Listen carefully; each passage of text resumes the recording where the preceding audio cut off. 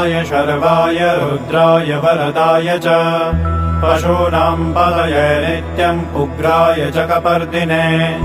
महादेवाय भीमाय त्र्यम्बकाय शिवाय च ईशानाय मखघ्नाय नमस्ते मखघातिने कुमार गुरुवे नित्यम् नीलग्रीवाय वेधसे पिनाकिने हविष्याय सत्याय विभवे सदा विलोहिताय धूम्राय व्याधिने पराजिते नित्यम् नीलशिखण्डाय शूलिने दिव्यचक्षुषे अन्त्रे गोप्त्रे त्रिनेत्राय व्याधाय च सुरेतसे अचिन्त्यायाम्बिका भर्त्रे सर्वदेवस्तुताय च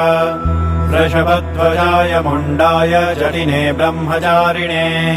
तप्तमानाय सलिले ब्रह्मण्याय जिताय